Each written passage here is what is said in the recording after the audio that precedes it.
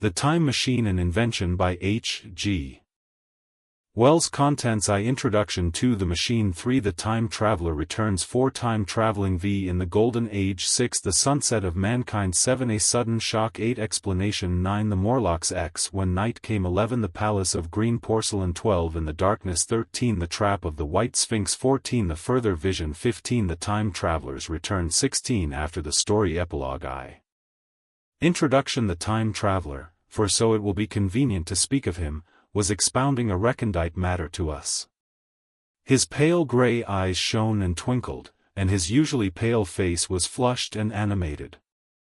The fire burnt brightly, and the soft radiance of the incandescent lights in the lilies of silver caught the bubbles that flashed and passed in our glasses.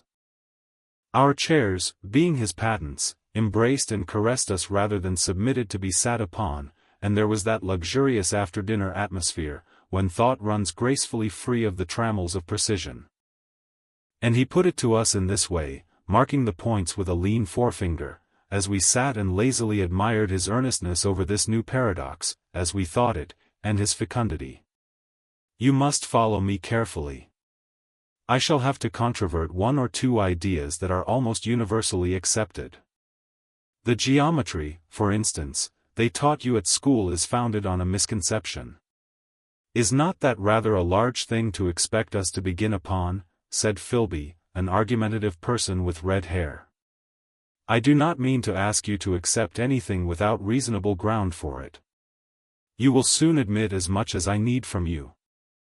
You know of course that a mathematical line, a line of thickness nil, has no real existence. They taught you that? Neither has a mathematical plane. These things are mere abstractions. That is all right, said the psychologist. Nor, having only length, breadth, and thickness, can a cube have a real existence. There I object, said Philby. Of course a solid body may exist. All real things, so most people think. But wait a moment. Can an instantaneous cube exist? Don't follow you, said Philby. Can a cube that does not last for any time at all, have a real existence? Philby became pensive. Clearly, the time traveler proceeded, any real body must have extension in 4 directions, it must have length, breadth, thickness, and duration. But through a natural infirmity of the flesh, which I will explain to you in a moment, we incline to overlook this fact. There are really 4 dimensions, 3 which we call the 3 planes of space, and a 4th, time. There is, however, a tendency to draw an unreal distinction between the former 3 dimensions and the latter, because it happens that our consciousness moves intermittently in one direction along the latter from the beginning to the end of our lives. That, said a very young man, making spasmodic efforts to relight his cigar over the lamp, that. Very clear indeed. Now, it is very remarkable that this is so extensively overlooked, continued the time traveler, with a slight accession of cheerfulness.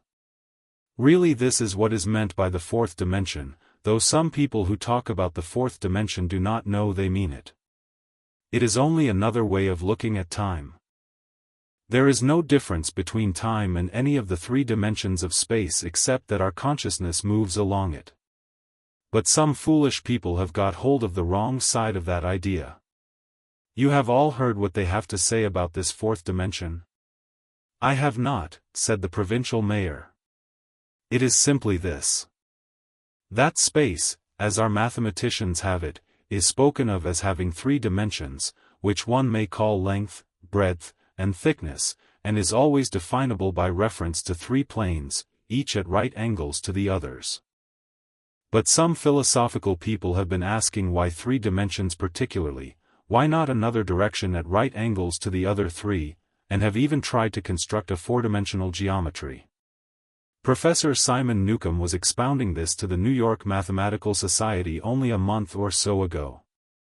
You know how on a flat surface, which has only 2 dimensions, we can represent a figure of a 3-dimensional solid, and similarly they think that by models of 3 dimensions they could represent one of 4, if they could master the perspective of the thing.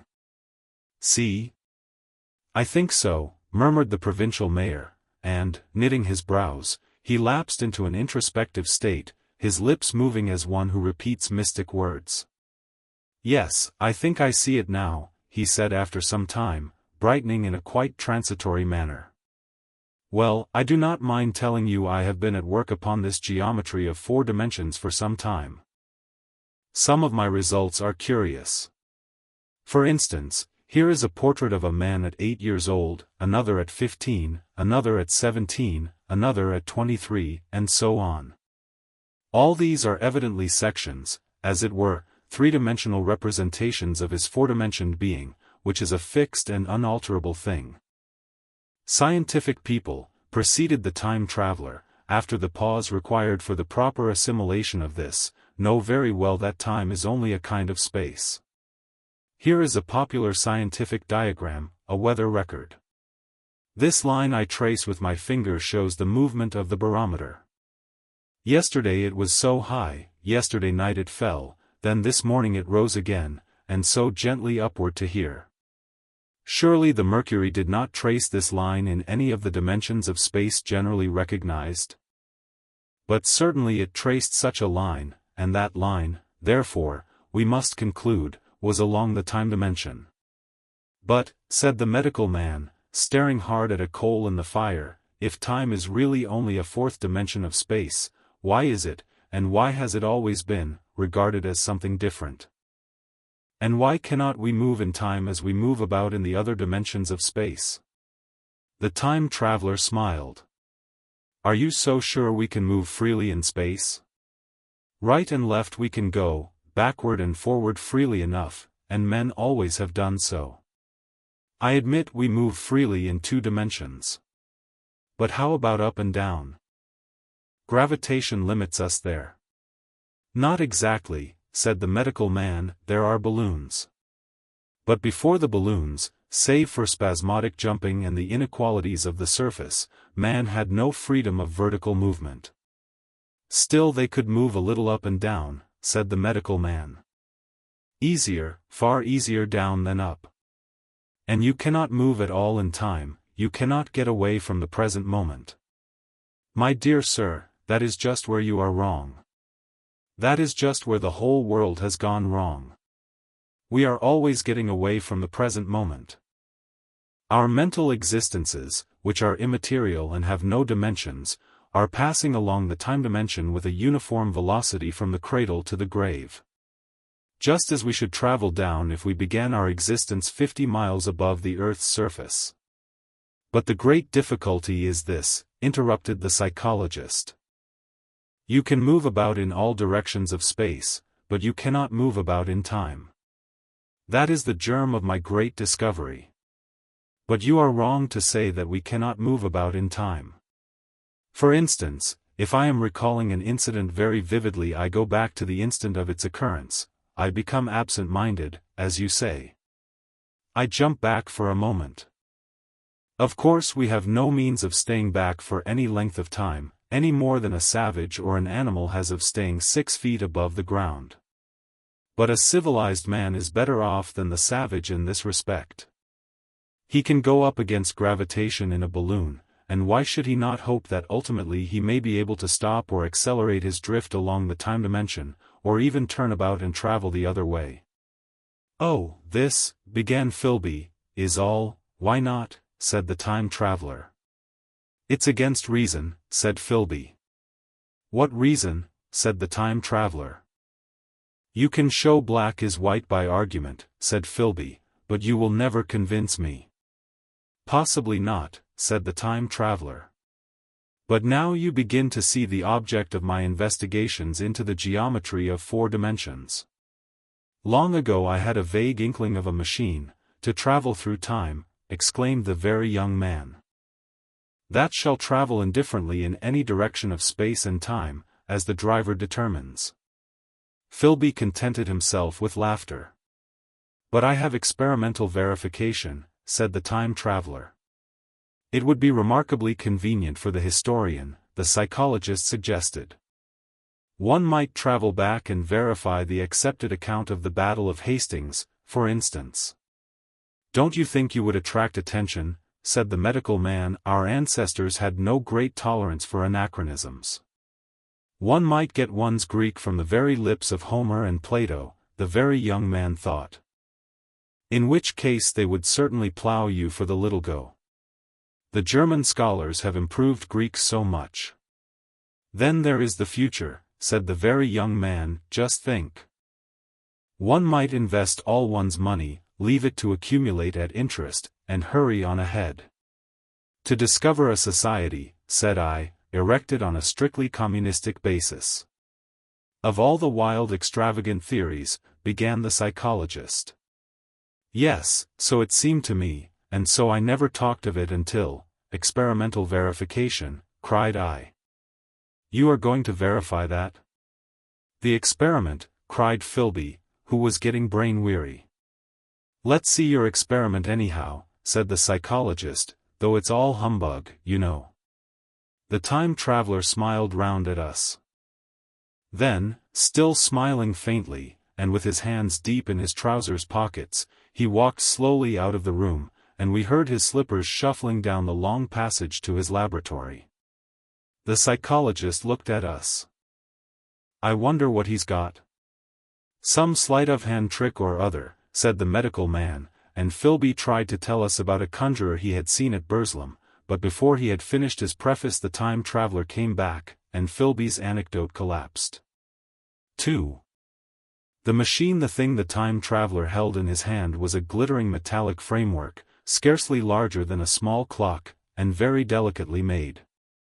There was ivory in it, and some transparent crystalline substance.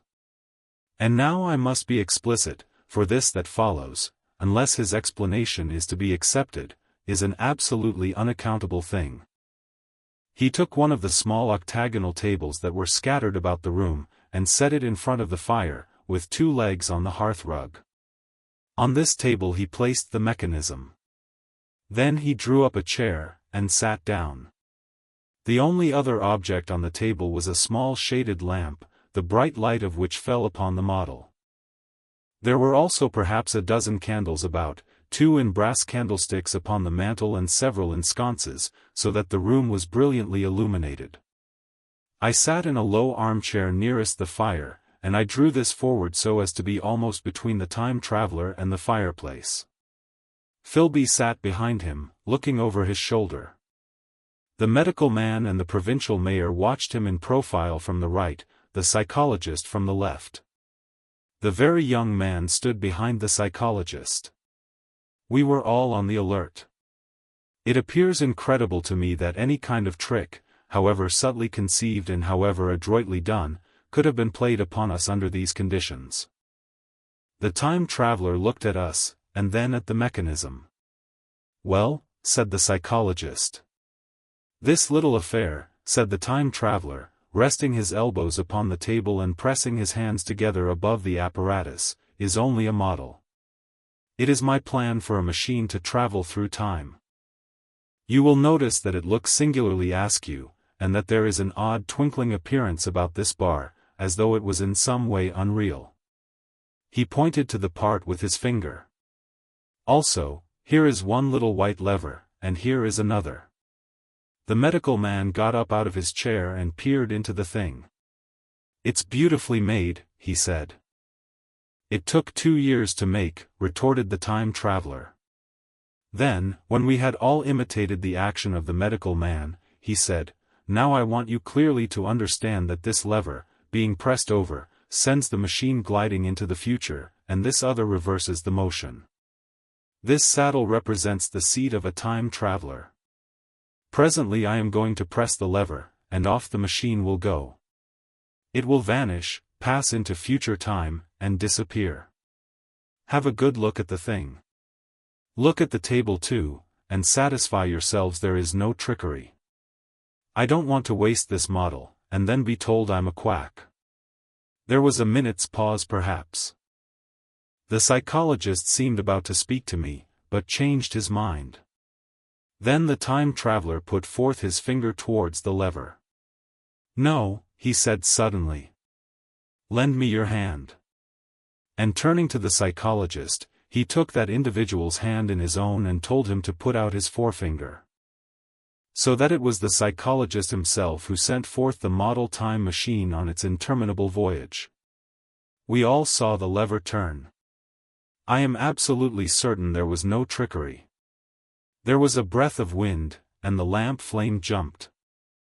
One of the candles on the mantel was blown out, and the little machine suddenly swung round, became indistinct, was seen as a ghost for a second perhaps, as an eddy of faintly glittering brass and ivory, and it was gone, vanished. Save for the lamp, the table was bare. Everyone was silent for a minute. Then Philby said he was damned.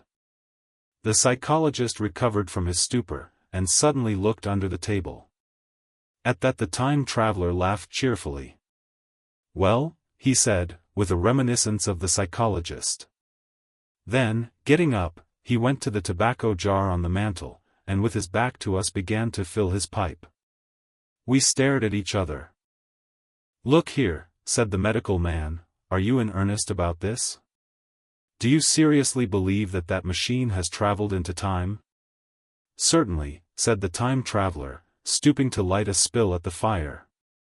Then he turned, lighting his pipe, to look at the psychologist's face. The psychologist, to show that he was not unhinged, helped himself to a cigar and tried to light it uncut. "What is more, I have a big machine nearly finished in there," he indicated the laboratory, "and when that is put together I mean to have a journey on my own account." "You mean to say that that machine has traveled into the future?" said Philby. "Into the future or the past, I don't, for certain, know which." After an interval the psychologist had an inspiration. "It must have gone into the past if it has gone anywhere," he said. "Why?" said the time traveler.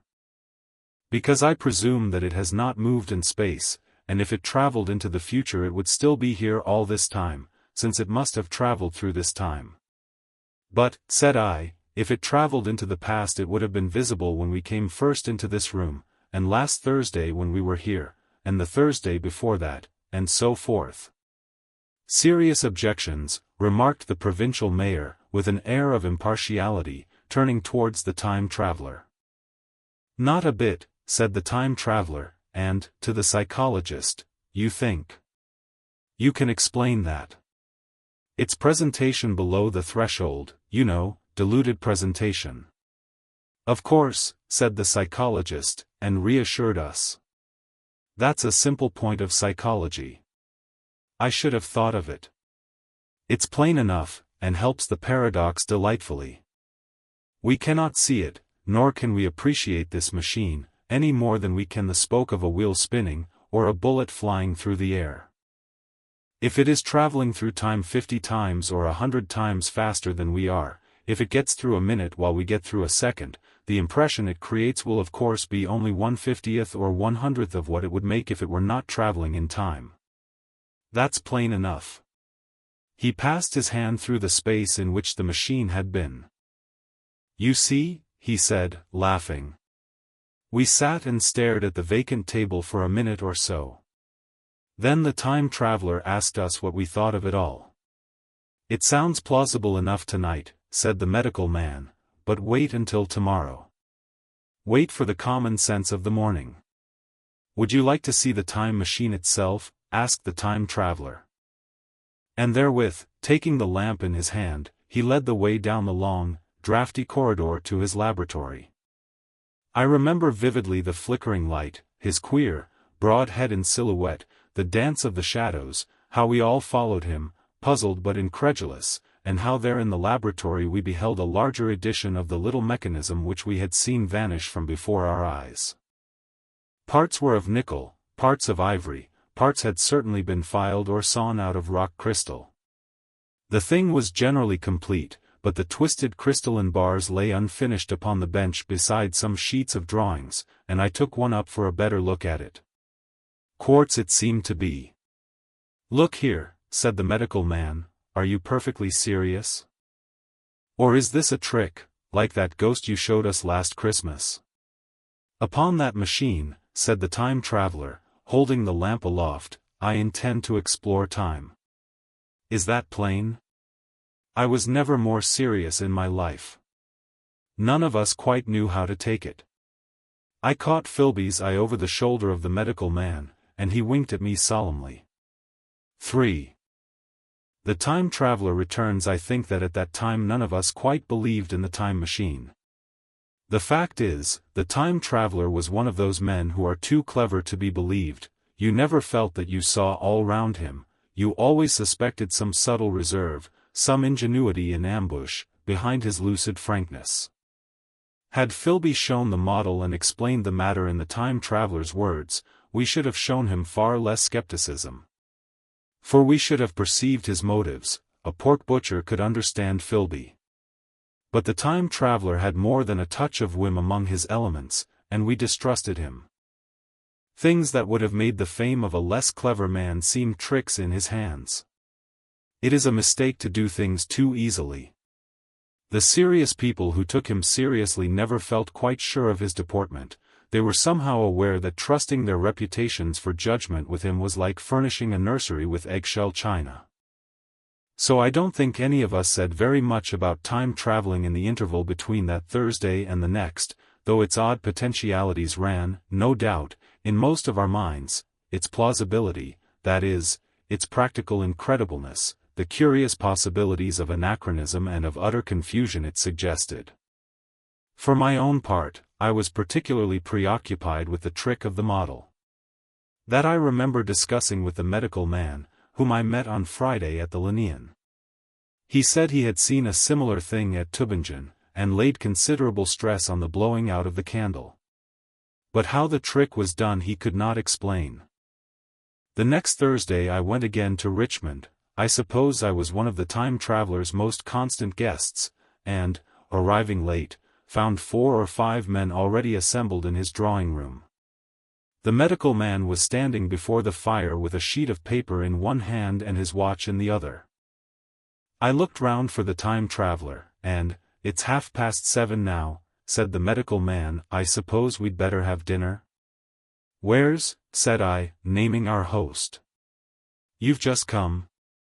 "It's rather odd. He's unavoidably detained. He asks me in this note to lead off with dinner at 7 if he's not back. Says he'll explain when he comes."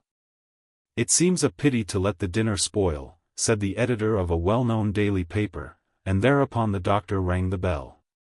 The psychologist was the only person besides the doctor and myself who had attended the previous dinner. The other men were blank, the editor aforementioned, a certain journalist, and another, a quiet, shy man with a beard, whom I didn't know, and who, as far as my observation went, never opened his mouth all the evening.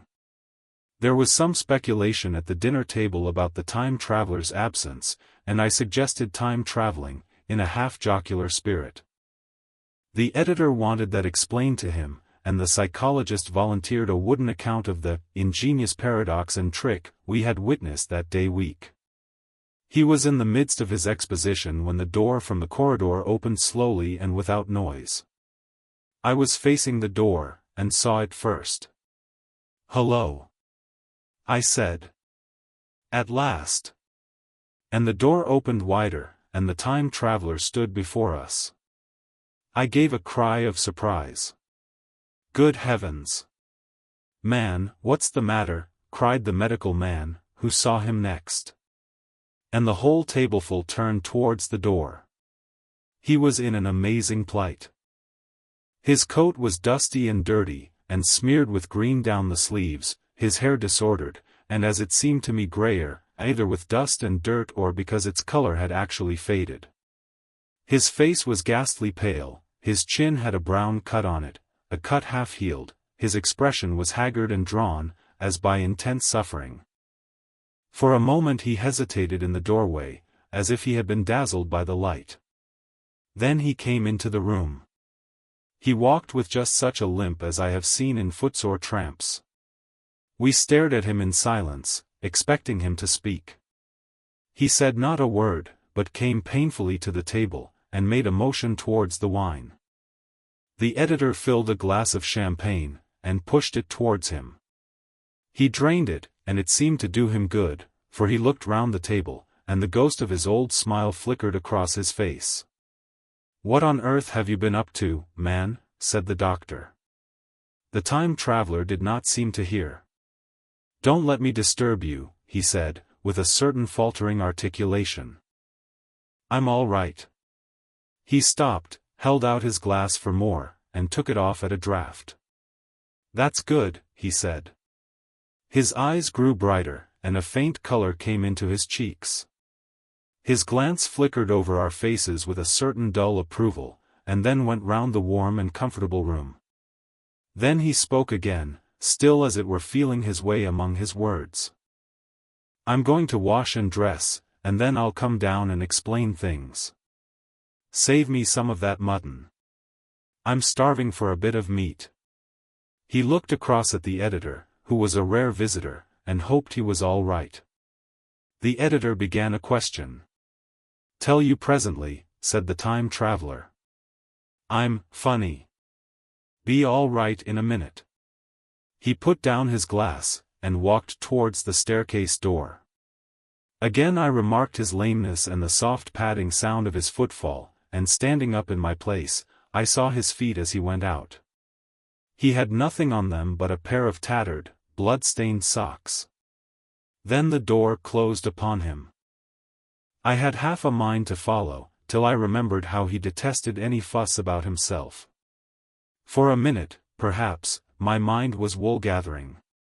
Then, remarkable behavior of an eminent scientist, I heard the editor say, thinking, after his wont, in headlines. And this brought my attention back to the bright dinner table. "What's the game?" said the journalist. "Has he been doing the amateur cadger?" "I don't follow." I met the eye of the psychologist, and read my own interpretation in his face. I thought of the time traveler limping painfully upstairs. I don't think anyone else had noticed his lameness. The first to recover completely from this surprise was the medical man, who rang the bell. The time traveler hated to have servants waiting at dinner, for a hot plate. At that the editor turned to his knife and fork with a grunt, and the silent man followed suit. The dinner was resumed.